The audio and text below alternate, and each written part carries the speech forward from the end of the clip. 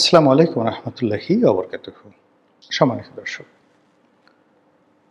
Doctor Mohammad Yunus এবং তার যারা সঙ্গী সাথী উপদেষ্টা রূপে এই সরকার পরিচালনা করেছেন, তাদের বিদায়ের ঘণ্টা বাজছে।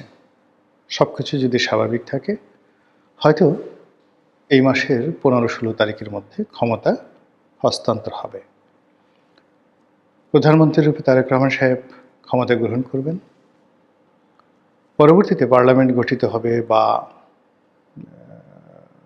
যাকে বলা হয় মন্ত্রিপরিষদ গঠিত হবে, এরপর রাষ্ট্রপতি নির্বাচিত হবে এবং যদি ডক্টর মোহাম্মদ ইউনূস চান বা তারেক রহমান সাহেব চান এবং দুজনের মতের যদি মিল হয়, সেক্ষেত্রে হয়তো ডক্টর মোহাম্মদ ইউনূস রাষ্ট্রপতি হিসেবে দায়িত্ব পালন করতে পারেন, আবার নাও পারেন। আমার মতে না পারার সম্ভাবনাই খুব বেশি। এনিওয়ে, এখন যেটি বলার সেটি হলো, গত 17টি মাস ধরে আমরা অনেকেই ডক্টর মোহাম্মদ ইউনূসের সমালোচনা করেছি। আমি নিজেও তার অনেক সমালোচনা করেছি।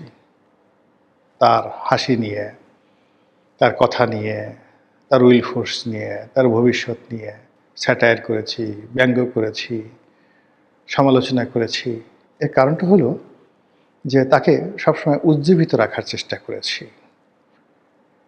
তাকে দায়িত্বশীল রাখার চেষ্টা করেছি। তখন অনেকে হয়তো বলার চেষ্টা করেছেন যে রনি সাহেব এই সমালোচনা করছেন, ডক্টর মোহাম্মদ ইউনূস তাকে উপদেষ্টা বানাননি, এই জন্য। এগুলো নিয়ে আসলে বলার কোনো বিষয় নয়। উপদেষ্টা হওয়া, মন্ত্রী হওয়া, এমপি হওয়া, এটা অনেকেরই স্বপ্ন আছে। আমারও একটা সময় ছিল, কিন্তু যে জগৎ থেকে স্বেচ্ছায় চলে এসেছি বহু আগে, কেন এসেছি সেটা আমি ছাড়া আর কেউ জানেন না। আর সংসদ সদস্য হওয়া, উপদেষ্টা হওয়া, এমপি হওয়া, মন্ত্রী হওয়া, এগুলো ছাড়াও একটা মানুষ সমাজে বেঁচে থাকতে পারে সুন্দরভাবে, বা মন্ত্রী এমপির যে ক্ষমতা থাকে বা তাদের যে গ্রহণযোগ্যতা থাকে, সেগুলো ছাড়াও একটা মানুষ যদি মানুষের ভালোবাসা পায়, এমনকি কোনো পশুর ভালোবাসা পায়, বৃক্ষলতার ভালোবাসা পায়, প্রকৃতির ভালোবাসা পায়, এমনও দেখা গেছে অতীতে বহু রাজা রাজত্ব ছেড়ে দিয়েছে কেবল নদীর কলকল ধ্বনি শোনার জন্যে। প্রাসাদ ছেড়ে চলে গেছে বনে পাখির কলতান শোনার জন্য। তো কাজেই যে যার মতো সমালোচনা করেছেন আমাকে বা আমার মতো অনেককে, সেটা তাদের ব্যক্তিগত বিষয়। আমি বা আমরা কেন এই সমালোচনা করেছি সেটা আমরা ভালো বলতে পারবো। তো যেটা বলছিলাম যে ওনার সমালোচনা করেছি আমি ব্যক্তিগতভাবে, যেহেতু এখন বিদায় বেলায়, এখন আর কেউ বলতে পারবে না যে ডক্টর মোহাম্মদ ইউনূসের প্রশংসা করলে তাকে তেল মারা হচ্ছে। তার কাছে আমার এখন কেন দূরের কথা, এই বাংলাদেশে কারোর কোনো স্বার্থ নেই। এবং তিনি ক্ষমতা হারানোর পরে হয়তো এমন অবস্থার মধ্যে পড়বেন যে তার সঙ্গে যদি কারো সম্পর্ক থাকে বা তার কেউ প্রশংসা করে, সে আরও বিপদে পড়তে পারে আগামী দিনগুলোতে। তো সেই অবস্থাতে যেটা বলার চেষ্টা করছি যে ওনার বিদায়ের ঘণ্টা যত বাজছে, ওনার বিদায় নেবার ক্ষণ যত কাছাকাছি আসছে, ততই তার জন্য মায়া হচ্ছে, কান্না হচ্ছে, কান্না পাচ্ছে। অবশ্য তার প্রেস সচিব একবার বলেছিলেন যে ডক্টর মোহাম্মদ ইউনূস চলে যাওয়ার পর অনেকে কাঁদবেন। আমরা সেদিন হেসেছিলাম, অনেকে হেসেছিলাম, কিন্তু এখন ওনার এই বিদায়ের বেলায় বিশ্বাস করে আমার নিজের কাছে কিন্তু খারাপ লাগছে। এবং আমি যে কথাগুলো আগে বলিনি, কিন্তু সরকার বলার চেষ্টা করেছে, কিন্তু ওইগুলো অতটা প্রচারিত হয়নি। কিন্তু এখন বলবো, তার বিদায় বেলায় বলবো যে তিনি ইতিহাসের একটা সন্ধিক্ষণে এসেছিলেন। এবং ওই যে ইব্রাহিম সৈয়দ, মানে ওখানে মাওলানা ইব্রাহিম সাহেব, দেলোয়ার হোসেন সাইদি সাহেবের যে বিয়ে, একটু পাগলা টাইপের, অনেক সময় অলৌকিক কথাবার্তা বলেন। তো মুফতি কাজী ইব্রাহিম, তিনি একবার বলেছিলেন যে আল্লাহ বিশেষ কৌশল করে তারপর আলাদাভাবে ডক্টর মোহাম্মদ ইউনূসকে সিলেক্ট করে বাংলাদেশের জন্য পাঠিয়েছেন, এটা তার কাছে খবর আছে। কাজেই ডক্টর মোহাম্মদ ইউনূসের আনুগত্য করা, তাকে ভালোবাসা, তার কথা মান্য করা ফরজ, না করলে গুনাহ হবে। তো তিনি তার মতো করে কথাটা বলেছেন। আজকে এই সময়টাতে আপনি যদি তার কথার একটি অংশ শুধু স্মরণ করেন, যে পরিবেশ এবং যে পরিস্থিতিতে ডক্টর মোহাম্মদ ইউনূস ক্ষমতা নিয়েছেন, ডক্টর মোহাম্মদ ইউনূসের জায়গায় যদি অন্য কেউ হতেন, সারা বাংলাদেশে গৃহযুদ্ধ শুরু হয়ে যেত। ডক্টর মোহাম্মদ ইউনূসের জায়গায় যদি অন্য কেউ হতেন, ভারত এখানে আওয়ামী লীগকে পুশিং করার জন্য, শেখ হাসিনাকে আবার ক্ষমতায় বসানোর জন্য যদি তারা সার্জিক্যাল স্ট্রাইক চালাতো, বাংলাদেশের কেউ সেটা প্রতিহত করতে পারতেন না এবং বাংলাদেশের পাশে কেউ দাঁড়াতো না। ডক্টর মোহাম্মদ ইউনূসের সঙ্গে পশ্চিমা দেশগুলোর সম্পর্ক, আমেরিকার সম্পর্ক, তার গ্লোবালি বিশ্বজোড়া যে খ্যাতি ছিল, সেই খ্যাতির কারণে তার চোখে চোখ রেখে ভারতের যে কর্তৃপক্ষ ঝগড়া করার মতো অবস্থা তাদের ছিল না। তারা প্রাণান্ত চেষ্টা করেছে ডক্টর মোহাম্মদ ইউনূসকে অপমান করার জন্য, তাকে বিপদে ফেলার জন্য, তাকে অ্যাভয়েড করার জন্য। কিন্তু ডক্টর মোহাম্মদ ইউনূস যে দৃঢ়তা দেখিয়েছেন ভারতের বিরুদ্ধে, এটা এই স্বাধীন বাংলাদেশে কেউ কখনো দেখাতে পারেনি, কল্পনাও করেনি। এবং আগামীতে ভারতের বিরুদ্ধে এভাবে আঙ্গুল তুলে, তারপরে ভারতের চোখে চোখ রেখে ভারতীয় আধিপত্যের বিরুদ্ধে কথা বলবেন, এরকম রাষ্ট্রনায়ক বাংলাদেশে যদি আসে, সেটা বাংলাদেশের সৌভাগ্য। কিন্তু ডক্টর মোহাম্মদ ইউনূস এই গত 17 মাসে সেই কাজটি তিনি করে গেছেন তার লোকজন সহকারে। এটার জন্য যতদিন বাংলাদেশ থাকবে ততদিন তিনি, যারা ভারতের আধিপত্যবাদ পছন্দ করে না, তাদের কাছে স্বপ্নের মহানায়ক হয়ে থাকবেন। এটা হলো প্রথম। দ্বিতীয় হলো, শেখ হাসিনার জমানার শেষ দিকে পুরো ব্যাংকিং সেক্টর, অর্থনৈতিক সেক্টর দেউলিয়াত্বের পর্যায়ে পৌঁছে গিয়েছিল। ফরেন রিজার্ভ নামতে নামতে নামতে নামতে প্রায় $16 বিলিয়ন নেমে এসেছিল। এখন সেটা $32 বিলিয়ন।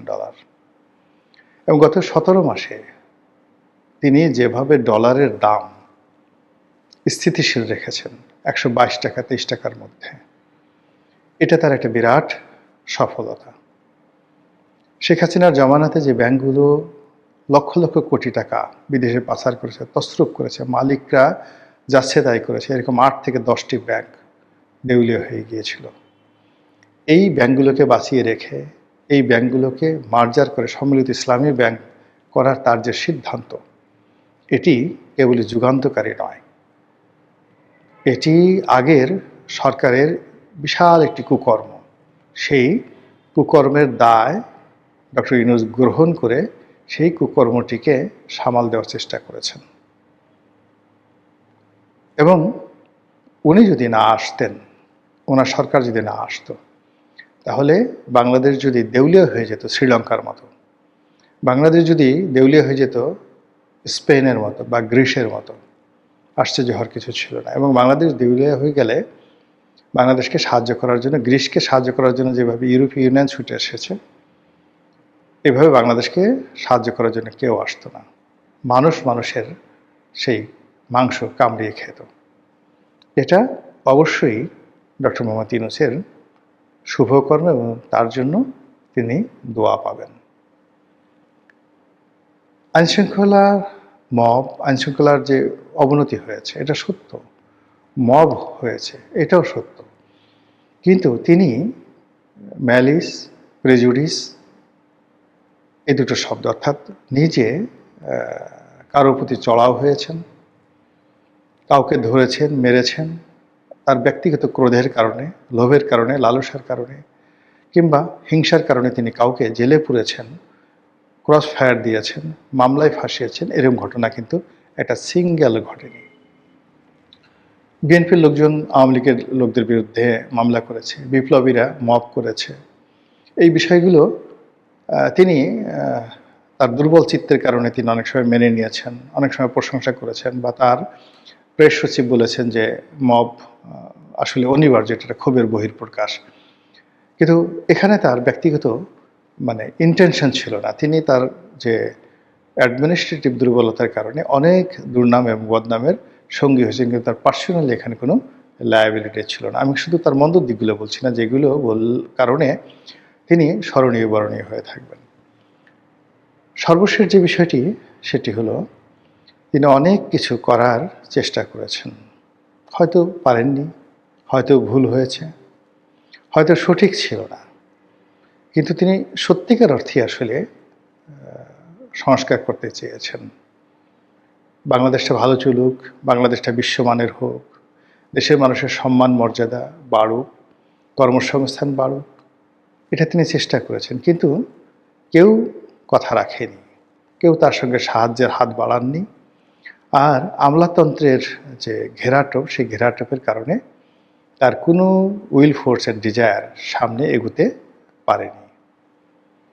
এ সময়ের মধ্যে গণভবনের সঙ্গে নয় ঠিক, মানে যমুনার সঙ্গে বঙ্গভবনের, যমুনার সঙ্গে সেনা হেডকোয়ার্টারের, যমুনার সঙ্গে বিএনপির, যমুনার সঙ্গে এনসিপির, এমনকি যমুনার সঙ্গে জামাতের বারবার দ্বন্দ্ব হয়েছে, সংঘাত হয়েছে। কিন্তু সব কিছু বাদ দিয়ে তিনি সবাইকে ডেকেছেন, নেগোসিয়েশন করার চেষ্টা করেছেন, সবার সঙ্গে কথা বলার চেষ্টা করেছেন। কখনো অভিমান করেননি, কখনো ক্রোধ দেখাননি, কখনো মুখ বাঁকা করে, মানে যাকে বলা হয় রাগত স্বরে কারোর সঙ্গে কথা বলেননি। তিনি কথা শুনেছেন বেশি, বলেছেন কম। পারলে হাসি মুখে কথা বলেছেন, আর যদি না পারলে তিনি অন্যদিকে তাকে চুপচাপ থেকেছেন। কিন্তু কারোর সঙ্গে রাগ হয়ে এই গত 17 মাসে একটা শব্দ করেছেন, এই ঘটনা কেউ বলতে পারবে না। এটি আমাদের রাজনীতিতে একটা বিরল ঘটনা। এমন কথিত যারা তত্ত্বাবধায়ক সরকারের 3 মাসের জন্য প্রধান হিসেবে এসছেন, তারা অনেকেই অনেক সময় মেজাজ হারিয়ে ফেলেছেন। কিন্তু doctor Mohammad Yunus is the first man যিনি গত 17 মাসে একটি বারের জন্য মেজাজ হারাননি। তিনি তার মতো কাজ করে গেছেন। তিনি চলে যাচ্ছেন বা তিনি চলে যাবেন। আল্লাহ তাকে হেদায়েত দান করুন, তিনি সুস্থ থাকুন, বহুদিন বেঁচে থাকুন, আর আমাদের প্রতি তিনি কৃতজ্ঞ থাকুন, আর আমরাও যেন তার প্রতি কৃতজ্ঞ থাকি এবং তার জন্য দোয়া করি। আসসালামু আলাইকুম রহমতুল্লাহি ওয়া বারাকাতুহু।